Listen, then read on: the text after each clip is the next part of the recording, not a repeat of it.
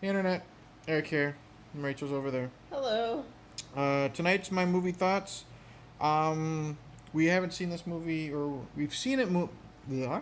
We've seen it multiple times. There we go. That's why she's here. We've seen it Multiple times. Yep. We watched it a lot. And we watched it the other day for the first time in a long time. Still hilarious, and we figured, why the hell not talk about it? We haven't done one of these in a long time. Yeah, the last time we did a movie review together was Men in Tights. Before she was one of the cackling hens on The View, Whoopi Goldberg made a little movie called Jumpin Jack Flash. And we have this on VHS for all you youngins out there. Yes, we still watch VHS. Yes, we do. We have like two or have three lots. VCRs that still fucking work. If you're new to my channel, welcome. We discuss plot spoilers and specific scenes. This is a Whoopi Goldberg movie from like 1986, so if you haven't fucking seen it, sorry. Basic plot is Whoopi Goldberg works at a bank, I believe. At a bank and like a communications room. Yeah, she does like Computers. money transfers or something like that, and she's in Manhattan. And when she's not doing her job, she's, talking online to people, like this guy in France and the guy in, I don't know, the South or whatever. And she gets a communication from some guy she's never talked to using the name Jumpin Jack Flash. And you find out he's British intelligence. And he... KGB. Yeah, he starts this relationship with her. Gets her... Because he wants to get from point A to point B so he can get home safely. And KGB is after him and other bad guys, and he's relying on her to help him get home. And then hilarity ensues. But he doesn't know that she's a she because her name's Terry. Yeah. And so he doesn't find that out until later on in the movie. Yeah, that's not a major plot point, but that's the basic plot. Mm-hmm. I think we can already say we both fucking love this movie. So much fun. Directed by Penny Marshall. From Laverne and Shirley. Mm-hmm. Whoopi Goldberg I think this is her first movie after Color Purple. Is it after or before? No, Color Purple is like her first major role. Oh. So, but this movie, she is so much fun in this. She's great in this. She's got so much personality. And I think I pointed it out when we watched it this time.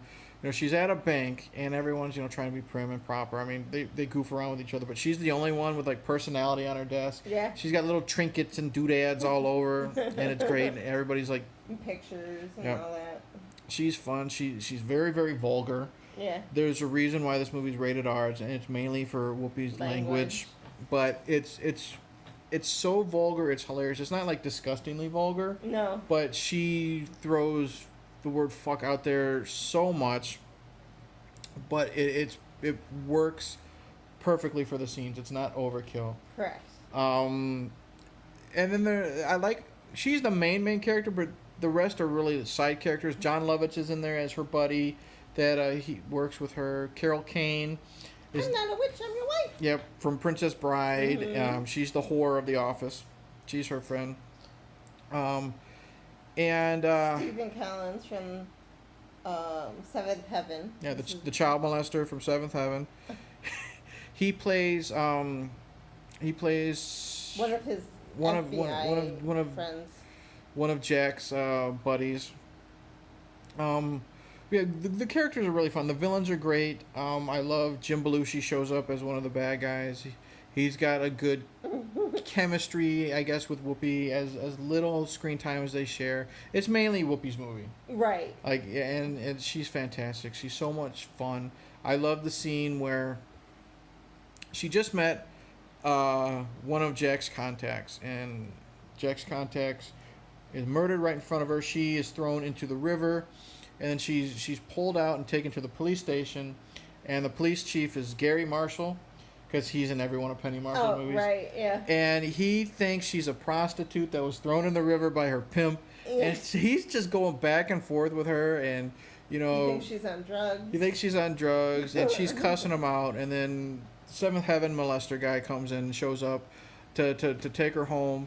And as she's cussing out Gary Marshall, he's like trying to hold her back and says, it's just Tourette syndrome. Yeah, she can't help it. Sometimes she spits. So he's actually really funny. I've never watched Seventh Heaven, but he's Yeah. actually really, really funny in this. It's a really good slapstick type movie. There's a scene where the dialogue is so the good. dialogue is so good, but it's not just that. Some of the jokes are really good, like physical jokes. She's trying to sneak into like a ball, Oh. and she's dressed. I think she's told to be inconspicuous. Yeah, but So she comes as she- Tina Turner. She looks like she's got this blonde Tina Turner boofy wig on and this sequined blue dress, and she's the entertainment, and so she does this little song and dance routine, and then she sneaks upstairs and tries to get Jack the info he needs to get, and her dress gets caught in the paper shredder,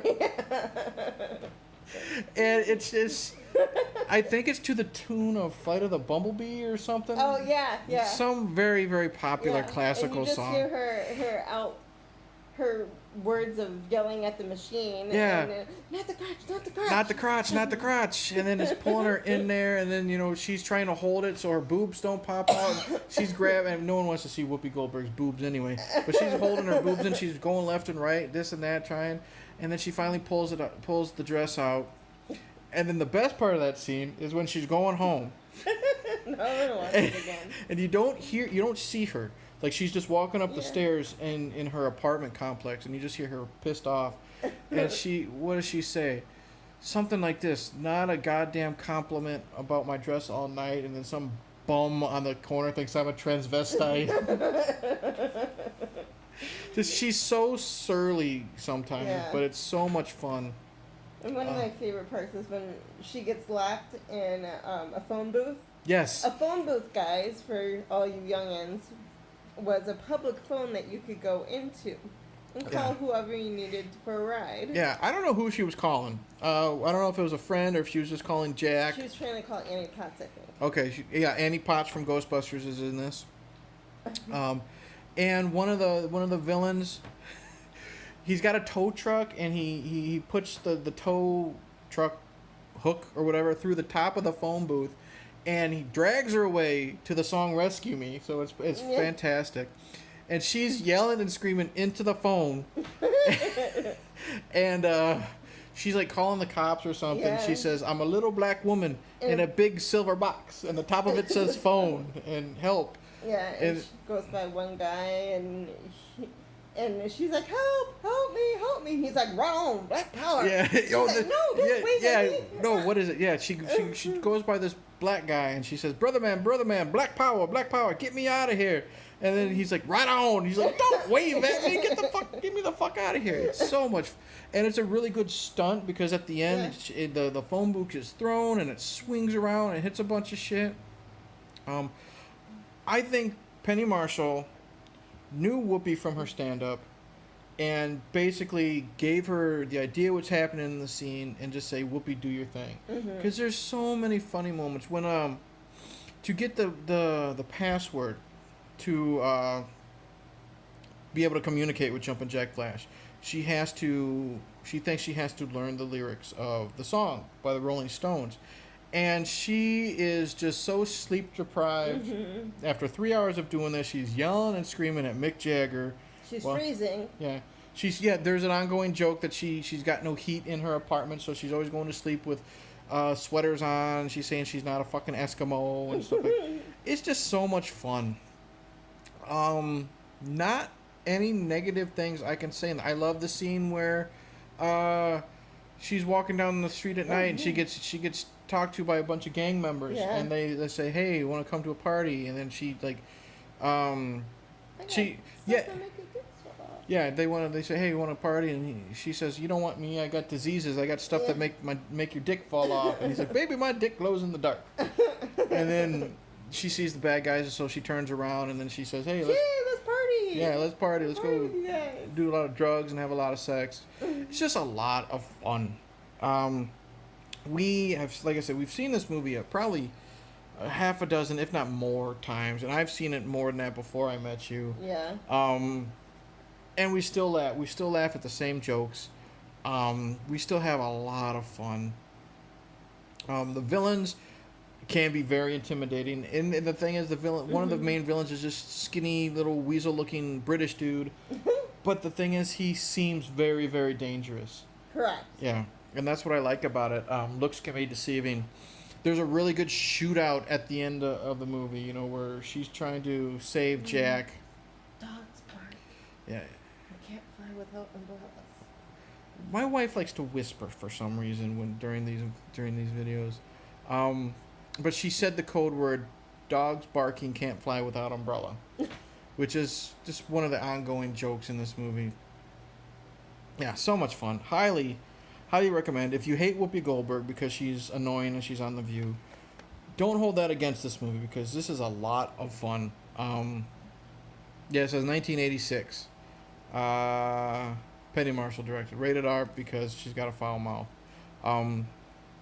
Anything else you want to add? Yeah, I want to add that throughout the whole movie, you think Jack is like this dreamy, like British man. Yeah, you think he's like James Bond, and then when you see him, he looks like a troll. Yeah, he looks like he hasn't showered in 3 months. He hasn't brushed his hair. It looks like, but you're just kind of let down. Yeah. That part of it, but it's a really good movie, and don't let that discourage you. Oh, and and you know what? There is some suspense in this movie. I like the scene where she's in Jack's apartment. They have good chemistry, her and Jack. Like when they're talking on the computer, she says, "Go to my apartment and I need you to get something for me." And she's thinking, "Ooh, what? A spy camera, microfilm? What? Oh, a frying pan. That would have been my next guess." And then when she's in there getting the frying pan or whatever, it's suspenseful because she knows she's being watched. And then she looks, and then she gets scared and she runs away and she sees someone had taken a picture of her inside the apartment and posted it on the door, letting them know that they're watching her. So it's not all comedy. There's some good drama and some suspense to it. And then I like the idea that she's just talking to herself when she's talking to Jack. I was just going to bring that up. Yeah, when she goes to her apartment, she hears his voice on the answering machine. Next time, and for the rest of the movie, when she's talking to Jack on the computer, he's talking like his... He's typing, but she thinks it's... Yeah, she can listen. She pictures his voice. She imagines his voice talking to her. Right. So that was like a cool little idea that I really liked. And for the longest time, I couldn't figure that out. I thought they were like somehow actually talking to one another, and that it wasn't just her imagination the way they did it. Yeah, but and the funny thing is, you know, is Whoopi Goldberg, you know, talking to the computer, but it sounds stupid. She's got really good chemistry because you hear her conversation with that voice, and it's really good. They argue sometimes, so they're like a fucking married couple. So right. It's a lot of fun. I don't know what else to say, but highly recommend. Yeah, there you go. Jumpin' Jack Flash with Whoopi Goldberg. If you hate her, still give the movie a shot. Anything else to say? Dogs barking, can't fly without umbrellas. Cheers.